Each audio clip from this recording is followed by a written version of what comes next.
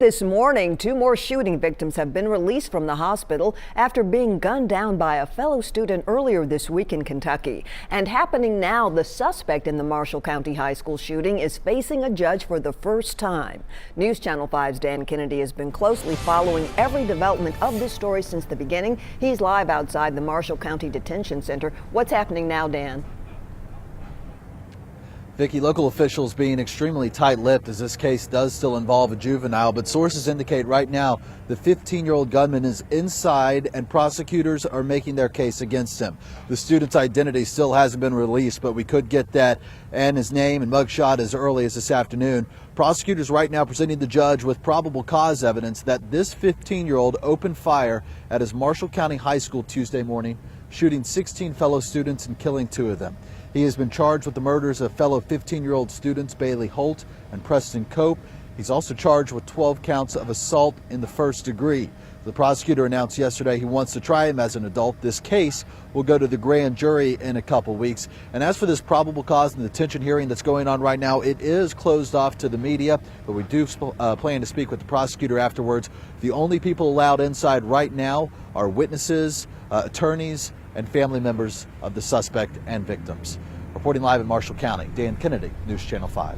Dan, thank you. And be sure to stay with News Channel 5 for continuing coverage of this tragedy with up-to-the-minute information on the victims as they continue to recover and the legal proceedings for the suspect. Download our app and watch for the latest details on air, online, and on social. Another mass shooting that captured all of our attention, the attack at that Las Vegas country music concert a few months ago. A woman who was shot in the head and not expected to survive has made a miraculous recovery, and she's leaving the hospital today. Hinadoba has more. In a wheelchair and with her husband Frank by her side, Giovanna Calzadias was all smiles 3 months after she was shot in the head during the deadliest mass shooting in U.S. history. What are you guys going to do? The first thing you guys are going to do when you get home? Go to Disneyland. The couple was attending a music festival in Las Vegas last October, celebrating Frank's recent return from an Air Force deployment in Afghanistan. The bullet injured the left side of her brain, damaging the area that processes language. On October 1st, a part of me changed that night. Even though I will not be the same old Giovanna, I will come back stronger. Doctors told her family Giovanna would not survive and were considering taking her off life support. They never gave up hope. I had a dream that Giovanna visited me.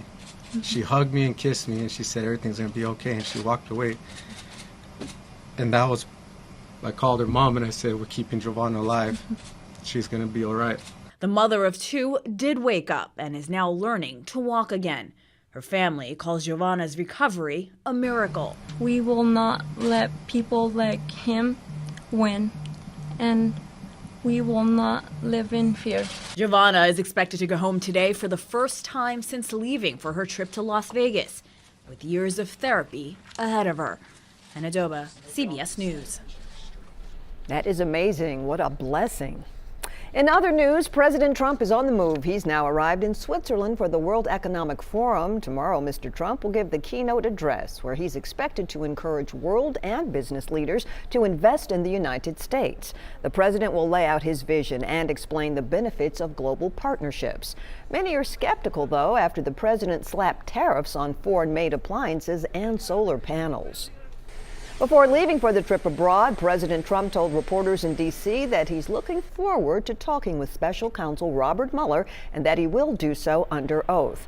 Mueller is looking to interview the president as part of his investigation into whether the Trump campaign colluded with Russia. He's also looking at whether the president tried to obstruct justice when he fired the FBI director. The president insists he did nothing wrong.